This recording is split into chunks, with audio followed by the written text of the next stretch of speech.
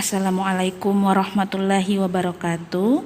Apa kabarnya teman-teman kelas 5 hari ini? Insya Allah semuanya Ustazah jumpai dalam keadaan yang sehat walafiat ya. Nah teman-teman, untuk materi SKI pada hari ini kita melanjutkan di poin B, yaitu dengan judul Sahabat Abu Bakar RA menjadi Khalifah atau 11 sampai dengan 13 Hijriah atau 632 sampai dengan 634 Masehi. Ustazah harapkan semuanya sudah punya materi ya. Nah teman-teman, bagi yang sudah punya materi silakan dicek halaman 110. Di sini ada gambar. Silakan teman-teman amati gambar yang di atas. Tahukah kamu sedang apa para sahabat berkumpul?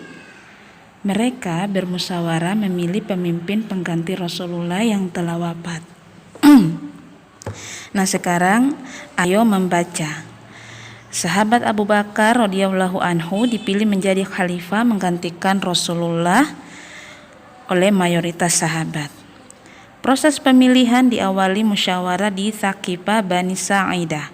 Pada waktu itu sahabat Ansor dan Muhajirin berkumpul untuk menentukan khalifah. Baik sahabat Ansor maupun Muhajirin mengemukakan pendapatnya dan merasa paling berhak menjadi khalifah. Tetapi Abu Bakar As-Siddiqlah yang terpilih menjadi khalifah ya. Abu Bakar As-Siddiq menjadi khalifah selama 2 tahun, yakni dari tahun 10 Hijriah sampai dengan tahun 12 Hijriah. Khalifah Abu Bakar dikenal dengan sahabat yang jujur, sangat teguh membela kebenaran, mempunyai prinsip yang kuat, adil dan bijaksana serta dermawan. Kemudian teman-teman, pada masa kepemimpinannya Khalifah Abu Bakar As-Siddiq ini berhasil mengukir prestasi, yakni yang pertama, menertibkan gerakan kaum murtad yang keluar dari Islam.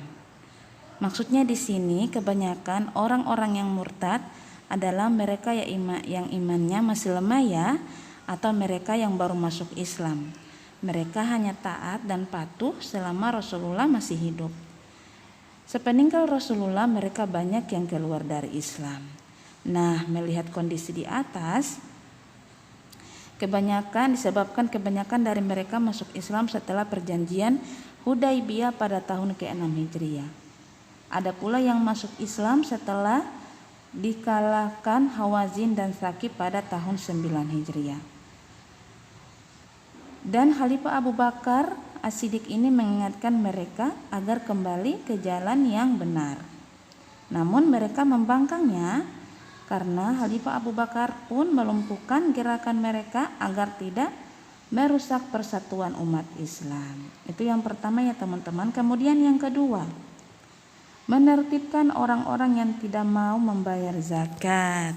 Nah, teman-teman, sementara itu sebagian kaum muslimin ada yang enggan membayar zakat di samping karena mereka imannya belum kuat, artinya belum terlalu percaya ya.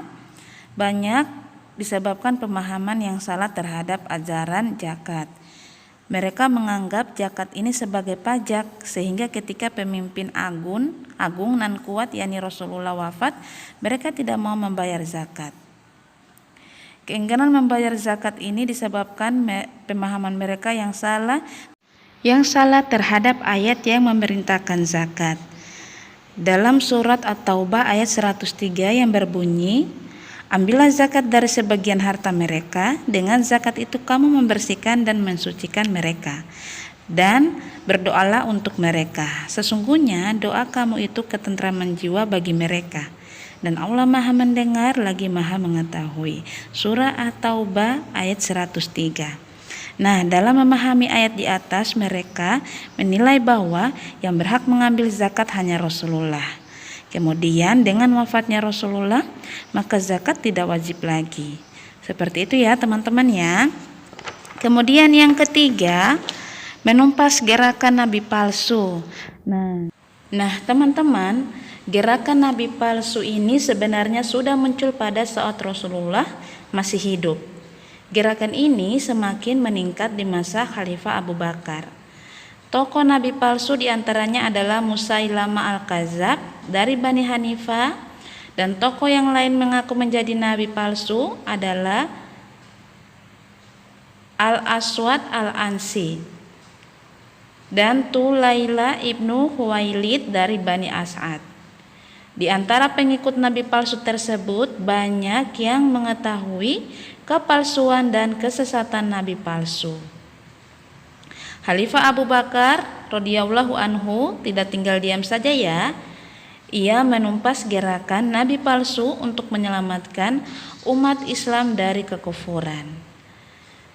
Seperti yang kita ketahui bahwa Nabi Muhammad adalah nabi terakhir ya. Jika kita mengakui ada nabi setelah Nabi Muhammad, berarti itu adalah sifat kufur dan murtad. Kemudian yang keempat teman-teman, yaitu membukukan Al-Quran. Akibat peperangan menumpas kaum murtad, sebanyak 70 sahabat penghafal Al-Quran gugur. Hal ini tentu saja mengkhawatirkan sahabat Umar bin Khattab bahwa Al-Quran ke depan sulit diajarkan karena para penghafal semakin sedikit. Untuk menjaga kemurnian Al-Quran, maka harus ditulis. Usulan ini pun akhirnya diterima oleh Khalifah Abu Bakar. Dan Khalifah Abu Bakar menunjuk sahabat Zaid bin Thabit untuk memimpin tim penulis Al-Quran. Dan hasil tulisan mushaf Al-Quran yang pertama ini disimpan oleh Hafsah, yaitu istri Rasulullah Shallallahu Alaihi Wasallam. Nah teman-teman, itulah beberapa prestasi yang diukir oleh Abu Bakar radhiyallahu anhu selama ia menjadi khalifah ya. Nah, pada masa Khalifah Abu Bakar ini, bangsa Romawi dan Persia mengancam kedudukan pemerintahan kaum muslimin yang berpusat di Madinah. Oleh sebab itu, sahabat Abu Bakar mengirimkan bala tentara untuk mempertahankan diri. Namun pada saat pasukan Khalifah Abu Bakar berhadapan dengan pasukan musuh, beliau wafat karena sakit. Abu Bakar wafat pada tanggal 23 Jumadil Akhir tahun 13 Hijriah, bertepatan dengan bulan Agustus 634 Masehi, dalam usia 63 tahun.